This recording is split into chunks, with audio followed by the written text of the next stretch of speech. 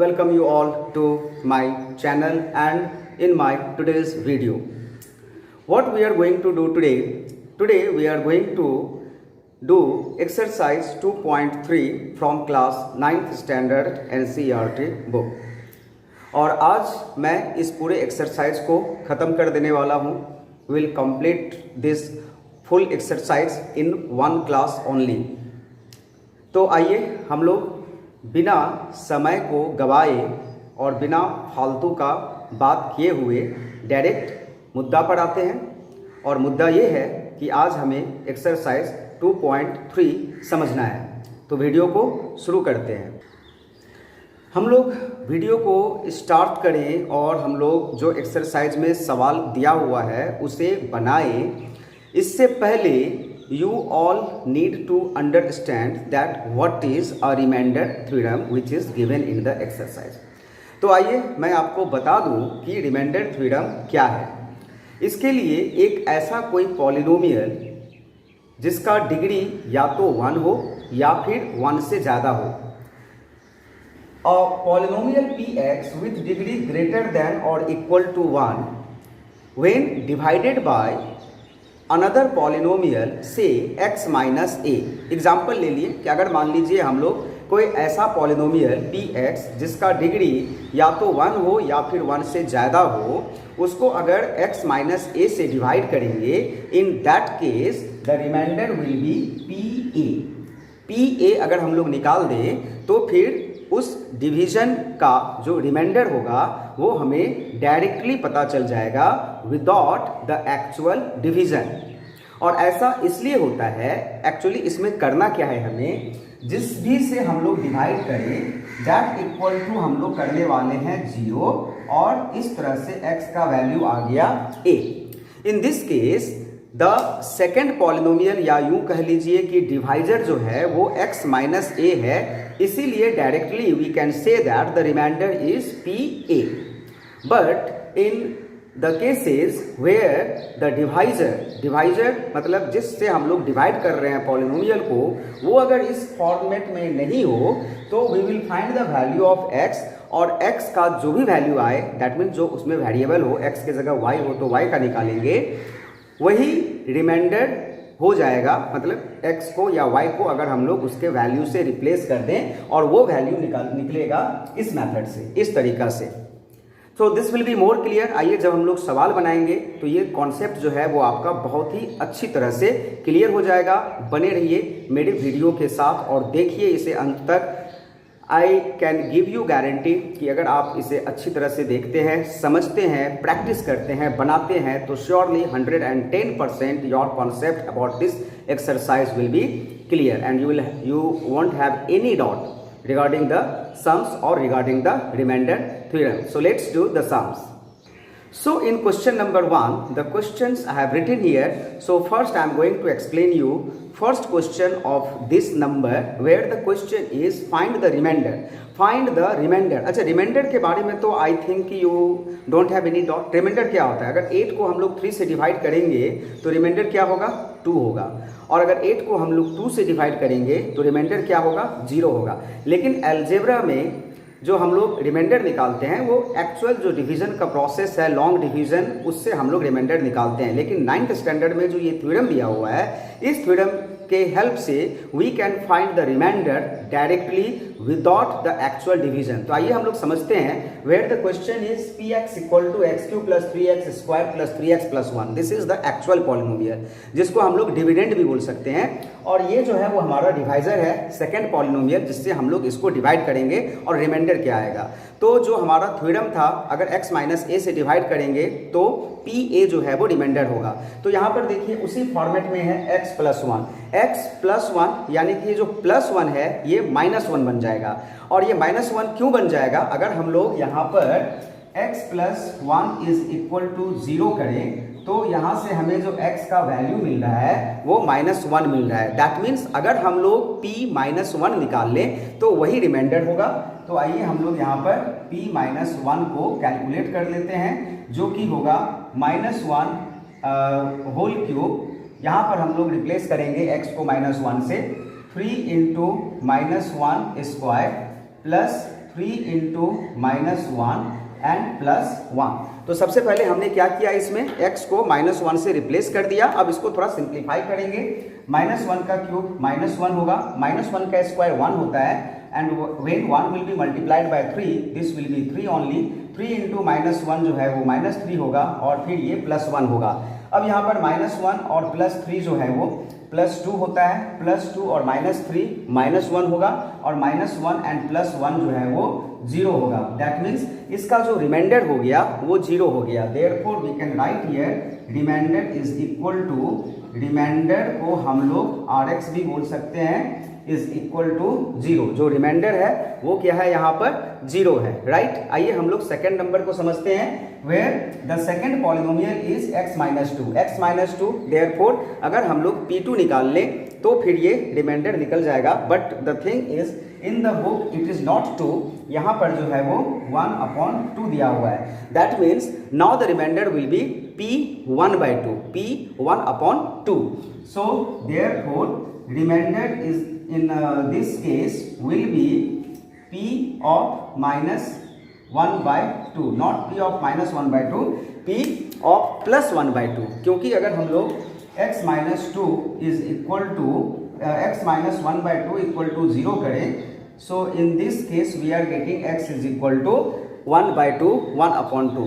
so if we calculate P 1/2 then directly we can get the remainder in this case। तो आइए हम लोग यहाँ पर रिप्लेस करते हैं।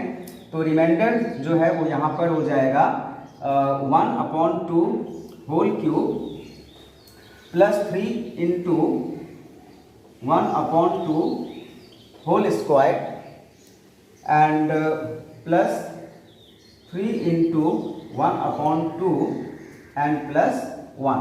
तो ये हो गया हम लोगों का remainder, but now we need to simplify this. तो इसका जो सिंप्लीफिकेशन है वो मैं थोड़ा ऊपर कर लेता हूँ, because here I don't have the place तो आई हैव, लेकिन that place is not visible on the screen. तो यहाँ पर हम इसका कैलकुलेशन कर लेते हैं। 1/2 का जो क्यूब होगा वो 1/8 होगा। 3 इंटू 1/2 का whole square will be 3 into 1/4 plus 3 into 1/2 plus 1। तो now we need to simplify this. तो इसको हम लोग सिंप्लीफाई कर लेते हैं यहाँ पर। सो this will B 1/8 plus 3/4 plus 3/2 plus 1। तो इन सभी का जो LCM होगा दैट विल बी 8। तो 1 प्लस 3 2 जा 6, एज 4 2 जा 8, 2 4 जा 8, सो 3 4 जा 12, एंड ये 1 है तो यहाँ पर 8 होगा। सो 12 plus 8 20, 20 plus 7 27/8, and if we convert this improper fraction in the mixed fraction then it will be 3 whole 8 3 is 24, 3/8, 3 whole 3/8। so this is the answer for question number 2 of number 1. have a look once. Now the question is x plus pi, that means the polynomial is same, but now we are going to divide this polynomial by x plus pi, and then what will be the remainder that we will find here. So as the second polynomial is x plus pi, therefore remainder will be as per the same rule p minus pi। तो चलिए हम लोग इसमें replace कर देते हैं x को -pi से। So this will be -pi whole cube plus 3 into -pi whole square plus 3 into -pi and plus 1। So -pi whole cube will be -pi cube, -pi whole square will be pi square. So this will be 3pi square and -3pi and plus 1। क्या इसे और हम लोग simplify कर सकते हैं? The answer is no. That means the remainder for this is this only, that is -pi cube plus 3pi square minus 3pi plus 1। In the next and the last question of this number is the second polynomial is 5 plus 2x। तो इसमें देखिए this is given in 5 plus 2x form, x के साथ 2 है। So directly तो we can not write here that -2x will be the remainder p -2x। तो इसमें हम लोग को क्या करना होगा, x का वैल्यू को कैलकुलेट करना होगा इस तरह से। सो हम लोग क्या करेंगे, यहाँ पर 5 + 2x इज इक्वल टू 0, तो 2x will B -5 and therefore x will be -5/2। so x का वैल्यू आ गया -5/2, so that the remainder will be p of -5/2, -5/2। so therefore remainder is equal to p of -5/2। so now we'll replace all the x by -5/2, so this will be -5/2 whole cube plus 3 into -5/2 whole square plus 3 into -5/2 and plus 1. So now we'll simplify this. -5/2 whole cube will be -125/2 cube is 8 plus -5/2 whole square is 25/4 and 25/4 into 3 will be 75/4 and -3 5s are 15/2 and plus 1. so it will be simplified little more।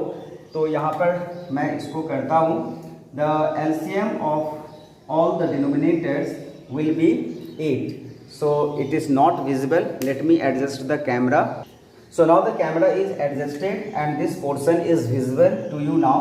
so this will be -125, 4 2s are 8, so 75 2s are 150 and 2 4s are 8, so 15 4s are 60 and 1 8s are 8, so here it will be 8।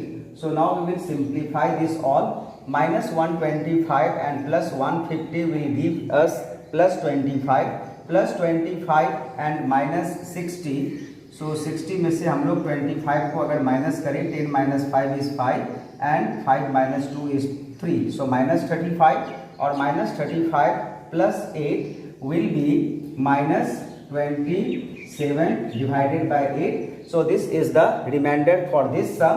और अगर हम लोग इसको mix में convert करें, so this will be -3 whole 3/8, -3 whole 3/8, 8 3s are 24 plus 3 27/8। Now we will understand the second question of the exercise, where the question is find the remainder when the polynomial, this is the polynomial x³ - ax square plus 6x - a is divided by x minus a।